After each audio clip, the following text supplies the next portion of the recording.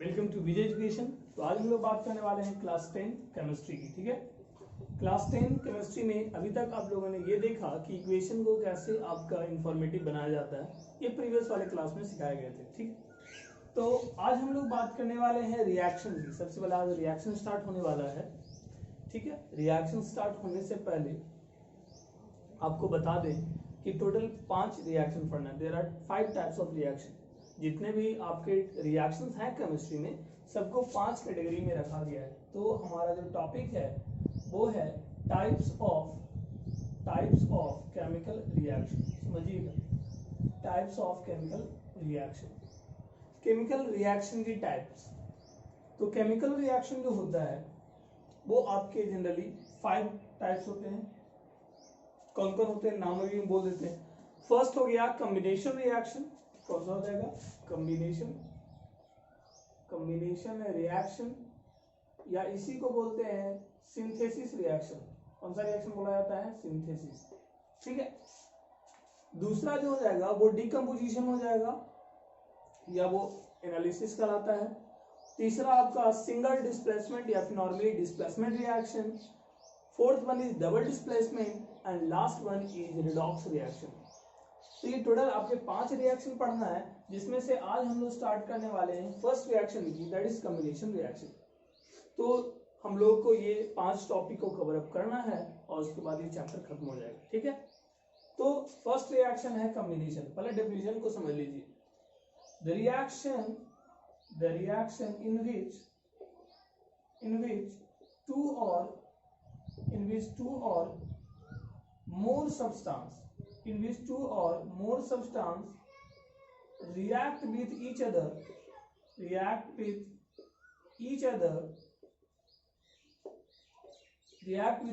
to form a single product।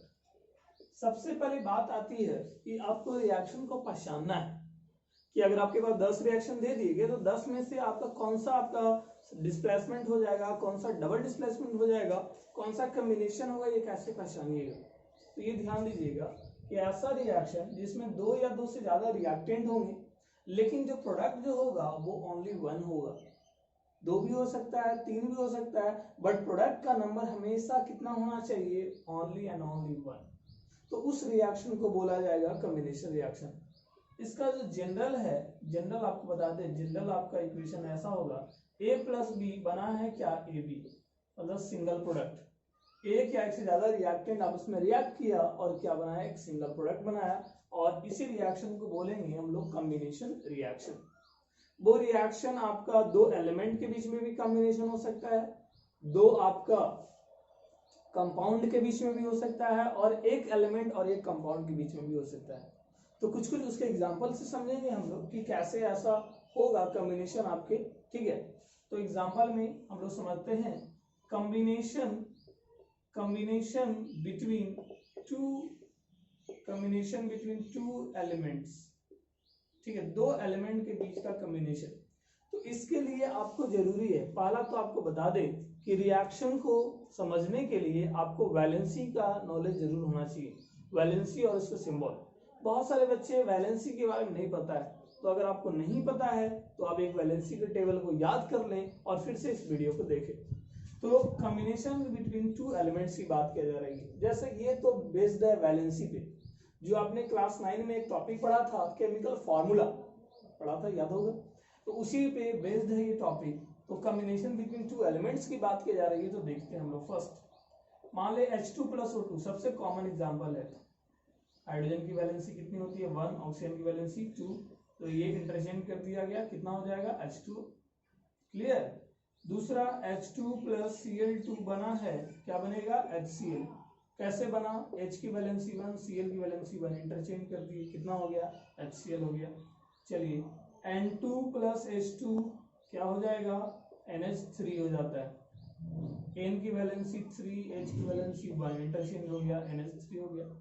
ठीक है, C+O2 carbon dioxide, जब ये सफिशिएंट रहता है CO2 बनता है, और इनसफिशिएंट रहता है तो कार्बन क्या बनता है? मोनोऑक्साइड। रिएक्शन को बैलेंस कर लें, वो आपका काम है। एज ए होमवर्क रहेगा कि हर एक रिएक्शन को आप बैलेंस करके लिखें। कभी कभी कभी भी नहीं, ऐसा नहीं हो सकता है कि आप रिएक्शन को इनकम्प्लीट लिखें, मतलब अनबैलेंस लिखें। ट्राई करिए कि वो रिएक्शन को आप बैलेंस कर लें उसको पूरी तरह, तो ये ज्यादा बेटर है। ठीक है, तो ये था कॉम्बिनेशन बिटवीन टू एलिमेंट्स, दो एलिमेंट के बीच में कॉम्बिनेशन। कितने एलिमेंट के बीच में? दो एलिमेंट के। और बात करते हैं हम लोग। ठीक है, इसके बाद है कॉम्बिनेशन। अच्छा, कुछ होमवर्क भी आपको देना बहुत जरूरी है, तो आपको होमवर्क भी हम वीडियो के लास्ट में आपको दिया जाएगा। तो कॉम्बिनेशन बिटवीन टू कंपाउंड्स, दो कंपाउंड के बीच में, दो कंपाउंड के बीच में अगर कॉम्बिनेशन हो रहा है तो कैसे समझेंगे, ध्यान दीजिएगा। ये था कॉम्बिनेशन बिटवीन टू एलिमेंट्स की। एलिमेंट मेटल भी हो सकता है और नॉन मेटल भी। जैसे यहाँ पर दो क्या है? नॉन मेटल है। यहाँ दो क्या है आपके? Non metal. ये दो नॉन मेटल है। मेटल वाले का एग्जांपल जैसे Na+Cl2, Na+Cl2 क्या बन जाएगा? NaCl बन जाएगा। ये मेटल है, ये नॉन मेटल है, तो दो नॉन मेटल भी हो सकता है, दो मेटल कभी नहीं हो सकता है। दो मेटल के बीच में रिएक्शन कभी नहीं होता है, लेकिन दो नॉन मेटल के बीच में हो सकता है, एक मेटल और एक नॉन मेटल के बीच में हो सकता है। तो याद रखिएगा। आगे हम बता रहे हैं कॉम्बिनेशन बिटवीन टू कंपाउंड। तो इसका आपका याद रखिएगा कि कोई भी मेटल ऑक्साइड जब रहता है, मेटल ऑक्साइड किस नेचर की होती है? तो याद रखिएगा, क्लास 8 में भी पढ़े होंगे, the metal oxide is of basic in nature. तो मेटल ऑक्साइड जो वाटर के साथ रिएक्ट करता है, ये बनाता है मेटल हाइड्रोक्साइड। क्या बनाता है? ये मेटल हाइड्रोक्साइड। ठीक है, और अगर नॉन मेटालिक ऑक्साइड है, तो नॉन मेटालिक ऑक्साइड किस नेचर का होता है? Acidic nature. तो एसिडिक नेचर होने की वजह से वो वाटर में डिसॉल्व करके क्या बनाता है? एसिड का फॉर्मेशन करता है। किसका फॉर्मेशन करता है? एसिड। पहले इस एग्जांपल से हम लोग समझते हैं। एग्जांपल समझिए, इसके इस टॉपिक को देखें तो एग्जांपल लेते हैं, जैसे Na2O। फॉर्मूला किसका है? ये सोडियम ऑक्साइड। सोडियम की वैलेंसी 1, ऑक्सीजन की वैलेंसी 2। ये वाटर में जब डिसॉल्व होता है तो ये मेटल ऑक्साइड है, ये वाटर के साथ रिएक्ट किया और ये बना देगा मेटल हाइड्रोक्साइड NaOH। फॉर्मूला पता है आप लोगों को? NaOH। चलिए और देखते हैं। मैग्नीशियम ऑक्साइड है, मेटल ऑक्साइड, बेसिक नेचर का है, वाटर के साथ रिएक्ट किया, क्या बना देगा? उसी मेटल का हाइड्रोक्साइड MgOH का होल ट्वाइस। चलिए और समझते हैं। कैल्शियम ऑक्साइड है, वाटर में डिसॉल्व किया, ये बहुत ही ज्यादा इंपॉर्टेंट रिएक्शन है। कैल्शियम ऑक्साइड वाटर के साथ रिएक्ट किया, क्या बना देगा? Calcium hydroxide. आप इसी तरह बहुत सारे रिएक्शन लिख सकते हैं। पोटेशियम ऑक्साइड है, वाटर के साथ रिएक्ट किया तो ये बन जाएगा पोटेशियम हाइड्रोक्साइड। रिएक्शन को बैलेंस कर लें, आपका होमवर्क रहेगा। तो इधर आपको देखने के लिए क्या मिल रहा है? सब में जो है नंबर ऑफ प्रोडक्ट को देखा जाए, तो सब में नंबर ऑफ प्रोडक्ट ओनली कितना है? 1। एक प्रोडक्ट होने की वजह से ये सारे रिएक्शन को हम कॉम्बिनेशन रिएक्शन बोल सकते हैं। कौन सा रिएक्शन बोलेंगे? कॉम्बिनेशन। तो पहला ये था combination between two elements, combination between two compound, and third है कॉम्बिनेशन बिटवीन आपका one element and one compound. तो अभी हम लोग तुरंत देखेंगे उस चीज को। जस्ट एक बार रिकॉल कर लीजिए पॉइंट्स को।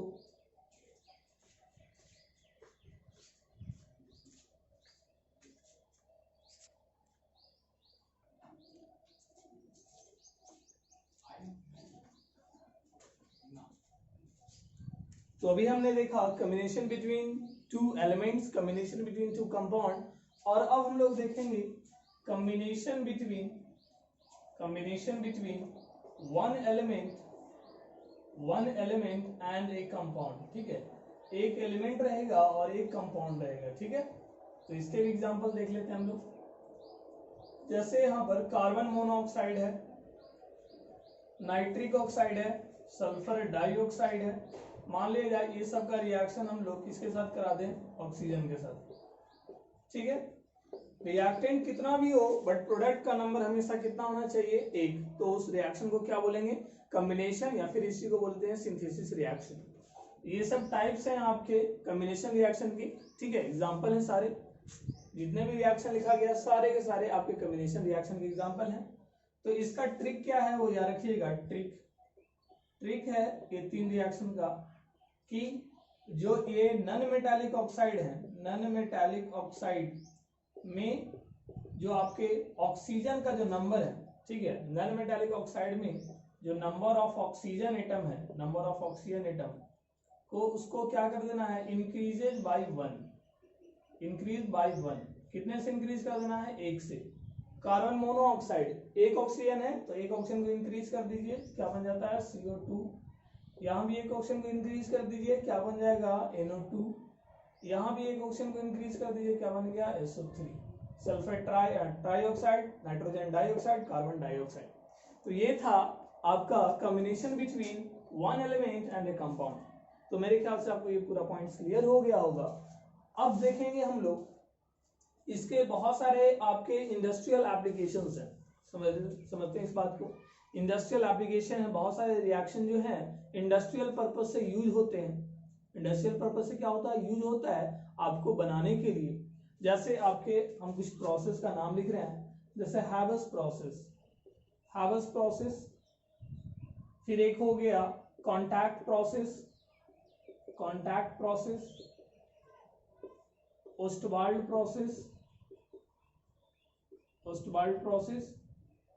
तो ये जो है 3 प्रोसेस काफी इंपॉर्टेंट है इंडस्ट्रियल पर्पज से, क्योंकि इसमें जो प्रोडक्ट जो बनते हैं उसका बहुत ज्यादा यूज है आपका इंडस्ट्री में। जैसे हैवस प्रोसेस जो है, इसमें बनता है अमोनिया, और ये रिएक्शन होता है N2+H2 in the presence of 200 ATM 450 degree Celsius and in the presence of iron catalyst, ये बनाता है NH3 अमोनिया गैस बनाता है, ठीक है। और इसी प्रोसेस को कहते हैं हैवस प्रोसेस। ये है कमर्शियल, ये आपका कमर्शियल प्रोसेस है अमोनिया को प्रिपेयर करने का, कमर्शियल मेथड है। अब आप ये बोल रहे होंगे कि अमोनिया जो है क्या और मेथड से नहीं बन सकता सर? बिल्कुल बन सकता है, बट ये वाला जो प्रोसेस है वो सबसे चीप एंड बेस्ट है। तो हम लोग को क्या करना है, हम लोग को उसी मेथड का यूज करना है जिससे इजीली चीप एंड बेस्ट तरीके से हमारा प्रोडक्ट बन जाए।